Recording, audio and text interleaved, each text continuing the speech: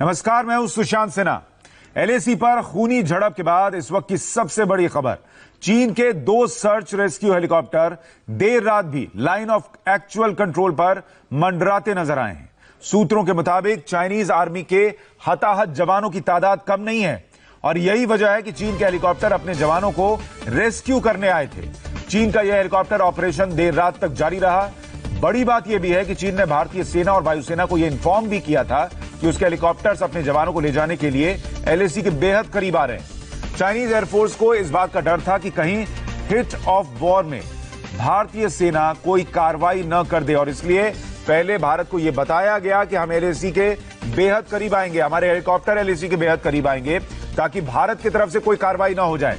और यह डर चीन के अंदर था कि कहीं भारत कार्रवाई न कर दे, इसलिए पहले जानकारी दी गई और फिर वहां हेलीकॉप्टर पहुंचे अपने जवानों को ले जाने के लिए। और ये दिखा रहा है कि उस तरफ बड़ी कैजुअल्टीज हुई हैं और इसीलिए हेलीकॉप्टर के जरिए वहां से सैनिकों को निकाला जा रहा है। और रात भर बताया जा रहा है कि एलएसी पर चीन के 2 हेलीकॉप्टर्स मंडराते रहे हैं, वहां पर गए हैं और अपने जवानों को लेकर आए हैं। तो ये बड़ी खबर इस वक्त एलएसी से। वहीं एलएसी पर भारत और चीन के सैनिकों के बीच खूनी झड़प की जो जानकारी मिली वो गलवान घाटी में हुई थी। इस हिंसक भिड़ंत में 20 भारतीय जवान शहीद हुए, जबकि भारत ने पलटवार करते हुए चीन के 43 सैनिकों को मार गिराया। चीन की इस हिमाकत पर बॉर्डर से लेकर दिल्ली तक हलचल है। मंगलवार को दिन भर हाई लेवल मीटिंग चली। रक्षा मंत्री ने चीफ ऑफ डिफेंस स्टाफ से बात की। तीनों सेनाओं के प्रमुख वहां शामिल थे, विदेश मंत्री वहां पर थे। इसके बाद रक्षा मंत्री ने पीएम मोदी को स्थिति से अवगत कराया। इसके अलावा मोदी और अमित शाह के बीच अलग से एलएसी पर हालात को लेकर लंबी चर्चा हुई है। सीसीएस की बैठक रात में हुई है, कैबिनेट कमेटी ऑन सिक्योरिटी, और उसके बाद अमित शाह और पीएम मोदी के बीच भी अलग से बैठक हुई। अब एलएसी पर कार्रवाई को लेकर भारतीय सेना को फ्री हैंड दे दिया गया है। मनीष प्रसाद हमारे सहयोगी इस वक्त हमारे साथ लाइव जुड़ रहे हैं। मनीष, इस वक्त क्या जानकारी मिल रही है बॉर्डर पर, एलएसी पर क्या हालात हैं अभी? सुशांत, सबसे पहले 2 अपडेट दे दें। ये अभी तक के बड़े अपडेट हैं। कल देर रात तक करीबन यानी अर्ली मॉर्निंग के वीआर्स तक Chinese helicopter line of actual control पर जो चाइनीज साइड है वहां पर वो काफी ज्यादा जो ऑपरेशंस करते रहे। दरअसल जो सोर्सेज हैं उनके मुताबिक जितनी कैजुअल्टीज हुई थी, इंजरीज हुई थी चाइनीज पीएलए की, उनको एक एक कर वो वापस अपने बेस पर ले गए हैं, मिलिट्री हॉस्पिटल पर ले गए हैं। और यही वजह है कि चाइनीज 2 हेलीकॉप्टर को स्पॉट किया गया। ऑफिशियली इन्होंने परमिशन मांगी कि लाइन ऑफ एक्चुअल कंट्रोल के बेहद करीब आ रहे हैं, क्योंकि चाइनीज पीएलए को इस बात का शक था, अंदेशा था कि कहीं ऐसा ना हो हीट ऑफ वॉर के चलते में या सिचुएशन जिस तरीके की वॉलाटाइल है, कहीं ऐसा ना हो इसको टारगेट किया जाए। इसीलिए प्रॉपर इन्फॉर्मेशन से भी जो सिचुएशन है वो एग्रीवेट ना हो और साथ में जो जिस तरीके से जो स्टेटस को मेंटेन करने के लिए लगातार भारतीय सेना ये प्रयास कर रही थी कि चाइनीज पीएलए पीछे की तरफ हटे। डिसएंगेजमेंट के टॉक्स के बाद ये पीछे भी हट रहे थे, लेकिन उपद्रव मचाने के बाद चाइनीज पीएलए का जो सिचुएशन है, यानी अभी आप ये कह रहे हैं कि बड़ी खबर यह है कि एक तरफ चीन के हेलीकॉप्टर वहां पर आए अपने सैनिकों को ले जाने के लिए, भारत को इसकी जानकारी दी, उन्हें डर था कि भारत कोई कार्रवाई न कर दे। दूसरी बड़ी बात आप ये बता रहे हैं कि भारतीय फौज को फ्री हैंड दिया गया है कि आप वहां पर हालात को देखते हुए जो निर्णय लेना चाहें, जो करना चाहें कर सकते हैं। उसके लिए आपको दिल्ली की तरफ दिल्ली की तरफ नहीं देखना होगा कि यहां से क्या निर्णय होगा और क्या सरकार से पूछना चाहिए। ये फ्री हैंड दिया गया है। तीसरी बात आप ये कह रहे हैं कि अभी तनाव वहां पर बना हुआ है। हमारे साथ मेजर जनरल एसबी अस्थाना और मेजर जनरल रिटायर्ड जीजी द्विवेदी भी बने हुए हैं, रक्षा विशेषज्ञ। आप दोनों का बहुत स्वागत है सर। मैं आपके पास आऊं उससे पहले विजय लक्ष्मी हमारी सहयोगी हमारे साथ जुड़ रही हैं। विजय लक्ष्मी, सेना से तो कह दिया गया कि आपको फ्री हैंड है, आप अपने स्तर पर निर्णय लीजिए। सरकार के स्तर पर, नीति के स्तर पर, डिप्लोमेटिक स्तर पर सरकार क्या कर रही है इस वक्त? देखिए सुशांत, डिप्लोमेटिक चैनल्स भी ऑन हैं। कल जो हमारे वहां पर एम्बेसडर थे उन्होंने वहां पर एंगेज किया चाइनीज जो पॉलिटिकल वहां पर स्टैब्लिशमेंट है उसके साथ। भारत कल हमने देखा पूरे दिन जो है मीटिंग्स का दौर रहा। रशिया, इंडिया, चाइना एक फॉरेन मिनिस्टर्स लेवल का एक वर्चुअल समिट होना है 23 जून को। देखना होगा कि भारत क्या उस समिट में अगर जाते हैं, हमारे फॉरेन मिनिस्टर किस तरह से अपनी बात रखते हैं। वो एक डिप्लोमेटिक प्लेटफॉर्म हो सकता है इंडिया के लिए, कैसे उसको इंडिया यूटिलाइज करेगा ये आगे आने वाले दिनों में तय होगा। बहरहाल कल अगर एमईए के स्टेटमेंट को आप देखें तो काफी मेजर्ड और काफी स्ट्रांग वर्डेड स्टेटमेंट जो है वो एमईए ने इशू किया था, जिसमें साफ तौर पर कहा गया था कि स्टेटस को चेंज करना चाहता है, स्टेटस को बदलना चाहता है यूनिलैटरली, यानी एक ही तरफ से, अपनी ही तरफ से पूरा स्टेटस को चेंज करना चाहता है चाइना। और इस वजह से जो है ये पूरा जो स्टैंड ऑफ देख रहे हैं हम भारत और चीन के बीच में ये हो रहा है। तो साफ तौर पर कल हमने पूरा दिन देखा सुशांत, चाइना की तरफ से ये खबरें आ रही थी कि भारत ने उल्लंघन किया है, जो भी अग्रीमेंट हुए थे 6 जून को जो सीनियर कमांडर लेवल मीटिंग हुई थी उसमें जो अग्रीमेंट हुए थे उसके बाद जो चीजें थी उसको भारत ने फॉलो नहीं किया, ये बार बार जो है चीन की तरफ से कहा जा रहा था। लेकिन भारत ने देर शाम जब अपना एमईए ने स्टेटमेंट इशू किया उसमें साफ तौर पर कहा कि हम पीस और हम चाहते हैं कि शांति रहे बॉर्डर पर, हम बिल्कुल भी किसी और तरह का कोई और सिचुएशन नहीं चाहते, लेकिन साथ ही साथ हम कमिटेड हैं अपनी सॉवरेनिटी और अपनी इंटीग्रिटी को मेंटेन करने के लिए, अपनी संप्रभुता को मेंटेन करने के लिए। तो ये जो इंडिया का स्ट्रांग वर्डेड एक स्टेटमेंट कल अगर हम कहें तो था। अभी बाकी डिप्लोमेटिकली, क्योंकि इस तरह की सिचुएशन सुशांत अंत में सब यही कहते हैं कि डिप्लोमेटिक और पॉलिटिकल तरीके से ही हल की जा सकती है। आप कितने दिनों तक लड़ते रहेंगे, आपको टेबल पर बैठ करके एक दूसरे से बात करनी होती है और फिर डिप्लोमेटिक या पॉलिटिकल तरीके से ही इस तरह की समस्याओं का जो है वो समाधान निकलता है। तो ये देखना होगा कि आगे किस तरीके से दोनों देश एंगेज करेंगे, क्योंकि बातचीत हो, डायलॉग हो, ये बात तो चाइना भी कह रहा था, लेकिन चाइना का दोगलापन भी सामने आया कि हमारे इतने जवान वहां पर शहीद हुए और चाइना ने एक तरीके से बैकस्टैप किया इंडिया को। ये कोई नई बात नहीं है, करते करते ये हो गया। और जो खबरें हैं उसमें यह भी पता चल रहा है कि कल जो सीओ की शहादत हुई और बाकी सैनिकों की शहादत हुई उसमें भी पहले बातचीत ही हो रही थी। चीन की तरफ से अचानक हमला कर दिया गया और उसकी वजह से हालात वहां पर बिगड़ गए। भारत की तरफ से नहीं हुआ था ये सब। जनरल अस्थाना, जो हालात अभी बने हुए हैं और अब जो खबर है कि 20 सैनिकों की शहादत हुई है, कई घायल हुए हैं, इस हालात में सेना का रिएक्शन क्या होना चाहिए? क्योंकि हमारे सहयोगी कह रहे हैं, सेना से कहा गया है आप ग्राउंड सिचुएशन को देखते हुए निर्णय लीजिए, आपको क्या करना है, सरकार आपके साथ है। सेना के पास कई ऑप्शन हैं और कई ऑप्शंस में से कोई भी इस्तेमाल किया जा सकता है। और इन ऑप्शंस में सबसे पहली बात मैं ये बताना चाहूंगा कि अभी आज के हालात में जब तक गोली फायर नहीं हुई तो टेक्निकल तौर पर वॉर डिक्लेयर नहीं हुई है। इसलिए जो भी ऑप्शन हमें इस समय इस्तेमाल करना है वो हमें वॉर डिक्लेयर नहीं करके उसके नीचे वाला ऑप्शन इस्तेमाल करना है, यानी कि एस्केलेशन लैडर जिसे हम बोलते हैं कि जब एक कदम और आगे बढ़ना है तो वो कदम इस लेवल पर होना है। अब उसमें क्या क्या हमारे पास ऑप्शन है।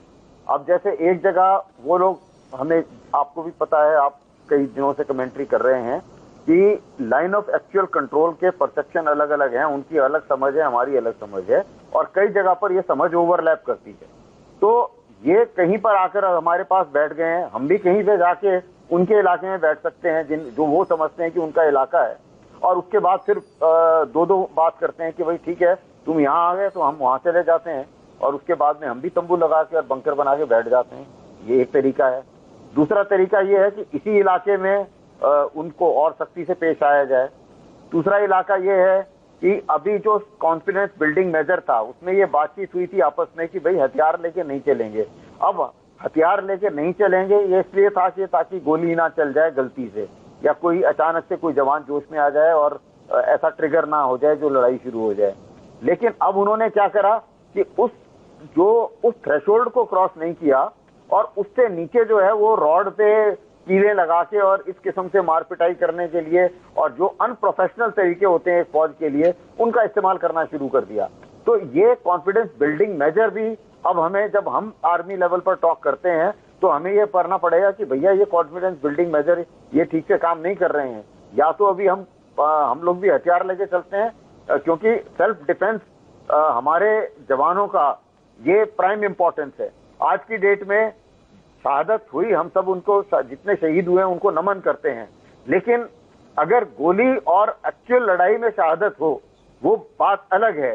इस किस्म से शहादत जो है वो हमें बहुत अच्छी नहीं लग रही है, इसलिए इसका जवाब सही तरीके से दिया जाना चाहिए। और ये जवाब जो है ये दिया भी है, क्योंकि उनके जो, मैंने कल उनके सारे न्यूज़पेपर्स पढ़े थे और ग्लोबल टाइम्स साफ बोल रहा है कैजुअलिटी उनकी भी हुई है, काफी हुई है, लेकिन वो नंबर नहीं बता रहा है, क्योंकि उनको भी डर है कि उनके खिलाफ भी उनकी जनता ना भड़क जाए और सिचुएशन हाथ से ना निकल जाए। इसलिए ये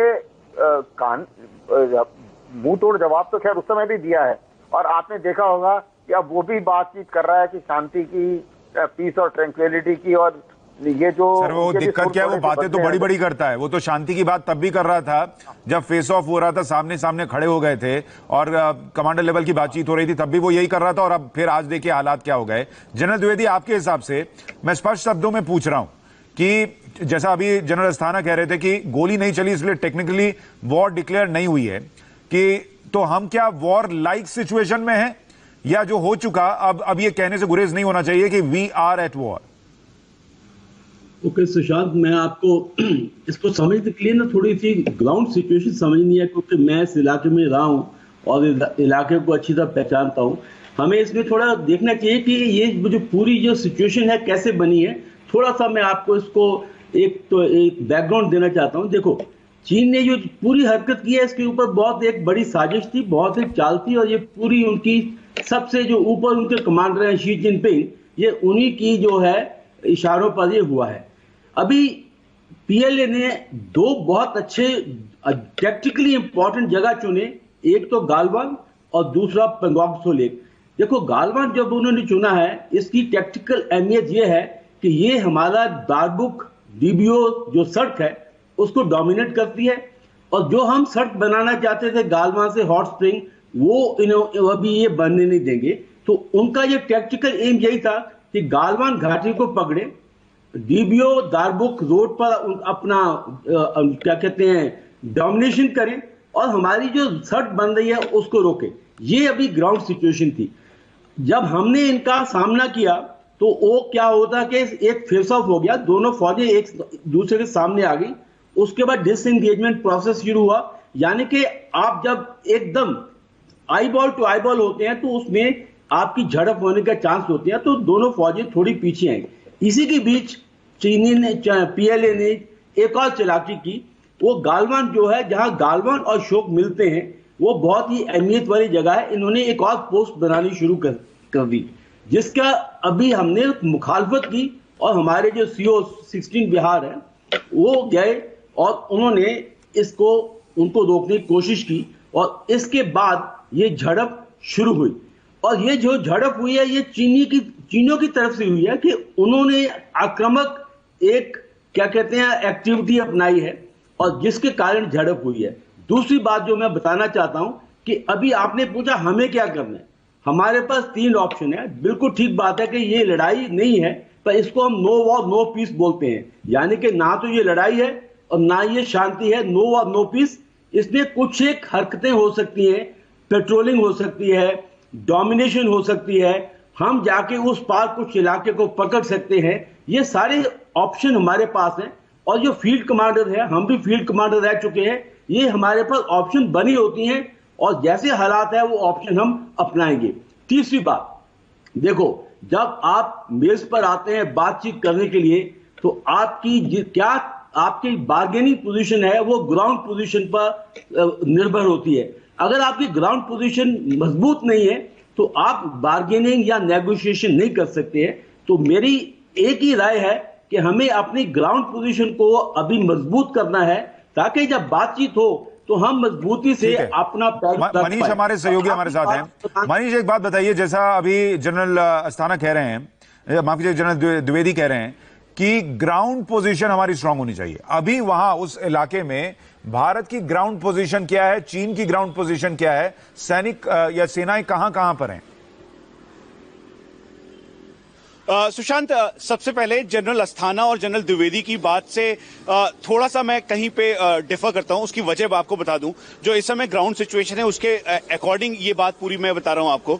दरअसल जिस ग्लोबल टाइम्स की बात कर रहे हैं जनरल अस्थाना, उस ग्लोबल टाइम्स में बिल्कुल साफ तौर पे कहा है कि कैजुअलिटीज हैं और कैजुअलिटीज का फिगर छुपाया गया, बताया नहीं गया। दरअसल ये साइकोलॉजिकल वॉरफेयर का हिस्सा है चाइनीज पीएलए का और ग्लोबल टाइम्स का, इसीलिए इसको इतनी तवज्जो देना बिल्कुल भी ठीक नहीं है। जो हमारे पास इंटरसेप्शन है वो बताता है कि 43 casualties on ground Chinese side पर हुई है। एक दूसरी बात, जिस तरीके से नो पीस नो वॉर वाली सिचुएशन की बात की गई, दरअसल यहां पर आप ये समझिए कि उस यूनिट के लिए जिसका सीओ गया है, जिसके सीओ को शहादत मिली है, उसके साथ साथ जवानों की शहादत हुई है और 20 की संख्या में। तो इस समय जो पेट्रोलिंग पॉइंट 14 का एरिया है वो सबसे ज्यादा वॉलेटाइल कंडीशन में है और इसीलिए जो 3 डिव कमांडर हैं जीओसी त्रिशूल डिवीजन के, वो खुद वहां पर लगातार बातचीत कर रहे हैं अपने चाइनीज काउंटर पार्ट से।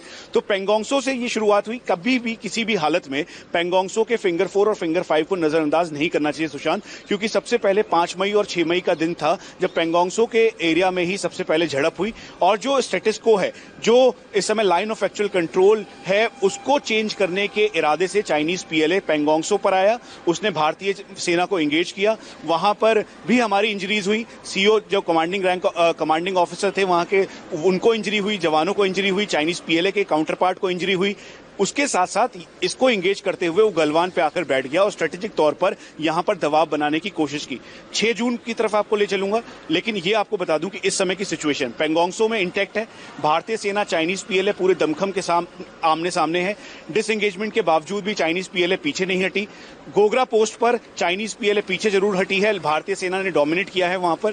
पेट्रोलिंग पॉइंट 14 की हालत आपने देखी, इसी जगह पर कमांडिंग सीओ लेवल टॉक्स हुई, साथ में ब्रिगेडियर लेवल टॉक्स हुई, लेकिन उसके बाद रात होते होते वायलेंट झड़प हुई। इसीलिए इस सिचुएशन को संभालने के लिए एक्स्ट्रा डिप्लॉयमेंट के साथ भारतीय सेना के जवानों की तैनाती की गई है और फ्रंट लाइन पर जो खास तौर पर मुझे एक चीज बताइए, जो मनीष बता रहे हैं उसके हिसाब से किया गया है कि अभी तक हमने देखा जितनी चीजें हुई हैं वो चीन ने की और हमने रिस्पॉन्ड किया है कि चीन आगे आ गया, हमने अपनी फौज खड़ी कर दी। चीन से झड़प हुई, हमने उसको जवाब दिया। चीन ने हम पर हमला कर दिया तो हमने उसको फिर रिटेलिएट किया। अभी तक जो भी चीज हो रही है वो चीन कर रहा है, वो शर्तें बना रहा है, वो नियम बना रहा है और हम उस पर उन्हीं नियमों के तहत रिस्पॉन्ड कर रहे हैं। आज के हालात में ये स्थिति रह गई है क्या कि हम फिर इंतजार करें कि चीन क्या करेगा और हम रिस्पॉन्ड करेंगे, या अब हमारा एक्शन हमको तय करना है कि चीन से पहले हमें क्या करना है? सबसे पहले तो हमें प्रोएक्टिव होना पड़ेगा, इसमें कोई शक नहीं। तो इसका तो मैं आपको पहला ही जवाब दे देता हूं। दूसरी बात यह है कि मैं अभी मनीष की बात को मैं थोड़ा सा और एम्पलीफाई करूंगा। सबसे पहले जो पेंगोंगसू लेक की बात है, देखिए वहां पर जो फिंगर हैं, ये फिंगर 2 से फिंगर 8 तक जाती है। 2 हमारे भारत के सबसे नजदीक है और 8 चीन की लेक सबसे नजदीक है। और जो पेट्रोलिंग होती थी वो हम लोग 8 तक पेट्रोलिंग करते थे और जो चीन वाले हैं वो 2 नंबर फिंगर तक पेट्रोलिंग करते थे। इसका मतलब 2 से लेके 8 तक ये वाला एरिया वो एरिया है जिसमें हम बोलते हैं ये हमारा एरिया है, वो बोलते हैं कि ये उनका एरिया है। अब हुआ क्या है कि जैसे 4 और 5 के बीच में वो आके बैठ गए हैं, तो एक तरीके से उस इलाके को अब उससे आगे ना हम जा पाएंगे ना वो जा पाएंगे जब तक ये स्टैंड ऑफ चलता रहेगा। तो मैं आपको माफी के साथ रोक रहा हूं जनरल अस्थाना। एक बड़ी खबर इस वक्त आ रही है, भारत चीन टेंशन से जुड़ी बड़ी खबर यह है कि सेना को इमरजेंसी पावर दी गई है सरकार की तरफ से। नए हालात में सेना की तैनाती को लेकर यह पावर दी गई है। दिल्ली से ऑर्डर का इंतजार न करे आर्मी, यह कह दिया गया है। ग्राउंड जीरो पर सेना पूरी ताकत के साथ प्रदर्शन करे, यह बताया जा रहा है। मनीष, इस पर ज्यादा जानकारी दीजिए, यह इमरजेंसी पावर देने का क्या मतलब? सुशांत, सबसे पहले हमने कल देर रात बताया था जब प्रधानमंत्री और रक्षा मंत्री राजनाथ सिंह की मीटिंग हुई थी, उसके बाद ये दिशा और दशा बिल्कुल इसकी तय हो गई थी कि डिप्लोमेटिक चैनल पे बातचीत चलेगी, लेकिन जो भारतीय सेना के ऑन ग्राउंड ऑफिसर्स हैं उनको पूरी छूट दी जाएगी। रेफरेंस के तौर पे हम आपको बता दें, जब क्राइसिस सिचुएशन हुई है, चाहे वो सर्जिकल स्ट्राइक का टाइम हो, एयर स्ट्राइक का टाइम हो या फिर पुलवामा अटैक के बाद, भारतीय सेना को पूरी छूट देते हुए इंडिपेंडेंट पावर और इमरजेंसी पावर से पूरी तरह से लैस किया गया कि वो किसी भी ऑर्डर का इंतजार न करे। ये ना सोचे कि दिल्ली क्या कहेगा या फिर जो पॉलिटिकल लीडरशिप है, गवर्नमेंट है, वो क्या कहेंगी। जो ऑन ग्राउंड ऑफिसर्स हैं उनको पूरी पावर होगी कि वो समय को देखते हुए, सिचुएशन को देखते हुए एक्शन कर सके। और ये अब औपचारिक तौर पर जो हमारे सहयोगी हैं देवेंद्र पराशर, उन्होंने ये बात बताई है प्रधानमंत्री कार्यालय के हवाले से कि अब पूरी तरह से औपचारिक तौर पर ये कहा गया है कि जो इस समय इंडियन आर्मी के सोर्स और जो ऑफिसर्स ऑन ग्राउंड मौजूद हैं, भारतीय सेना के चीफ से लेकर जो ऑन ग्राउंड सोल्जर मौजूद हैं, उनको पूरी लिबर्टी होगी इमरजेंसी पावर के साथ साथ खासतौर पे किसी भी क्राइसिस कंडीशन से निपटने की। और इसमें क्राइसिस कंडीशन इस समय 3488 किलोमीटर के लाइन ऑफ एक्चुअल कंट्रोल की है सुशांत, जहां पर उत्तराखंड का बाड़ाहोती लिपुलेख का एरिया, हिमाचल प्रदेश का किन्नौर का एरिया, लद्दाख का पेंगोंगसो और डीबीओ का इलाका, गलवान का इलाका, गोगरा का इलाका, अरुणाचल प्रदेश का बुत्से और यांगसे का एरिया और सिक्किम का नाकुला एरिया, ये मेन एपी सेंटर्स हैं। और इस पर अगर कोई भी हरकत होती है तो उसके जवाब देने के लिए एक रिएक्शन हम अपने हमारे साथ जो मेहमान है उनका भी ले लूं। मनीष, जनरल अस्थाना और जनरल द्विवेदी, सरकार का यह कहना, पहले जनरल अस्थाना आप बता दें, सरकार का यह कहना कि इमरजेंसी पावर्स दी गई हैं। एक और बड़ी खबर आ रही है, पहले वो बता दूं फिर आपके पास आता हूं। एलएसी पर टेंशन से जुड़ी हुई एक बड़ी खबर यह कि चीन ने प्रोपेगेंडा भी शुरू कर दिया है। ग्लोबल टाइम्स ने दावा किया है कि भारत से टेंशन के बीच चीन ने युद्धाभ्यास किया है। ग्लोबल टाइम्स ने इसका वीडियो जारी किया है। दावा किया गया है कि चीन ने advance tank, ground to air missile system, long range artillery system का इस्तेमाल किया है। तो यह बहुत बड़ी खबर आ रही है। चीन की तरफ से प्रोपेगेंडा कह लीजिए कि ग्लोबल टाइम्स जो उनका सरकारी अखबार है, यानी जो उधर से शी जिनपिंग बोलते हैं वही लिखता है, वही छापता है, उसने अब यह कहा है कि चीन युद्धाभ्यास कर रहा है। यहां भारत से कहा गया है कि आर्मी को कह दिया गया है दिल्ली से पूछने की जरूरत नहीं है, जो ठीक लगे वहां कीजिए। वहां चीन कह रहा है हम युद्धाभ्यास कर रहे हैं। इस पर हम समझेंगे हमारे मेहमानों से कि ये क्या इशारा कर रहा है। लेकिन पहले विजय लक्ष्मी के पास चलते हैं। विजय लक्ष्मी, ये बड़ी डेवलपमेंट है। बिल्कुल सुशांत, एक वीडियो जारी किया है ग्लोबल टाइम्स के जरिए चाइना ने, जिसमें साफ तौर पर कहा है कि चाइना ने रिसेंटली जॉइंट एक्सरसाइजेस कंडक्ट की हैं हाई एलिवेशन माउंटेनियस रीजन में, जिसमें advance tanks, long range artillery systems और ground to air missile systems जो है, इन सब का एक्सरसाइज जो है, जॉइंट एक्सरसाइज उन्होंने किया है।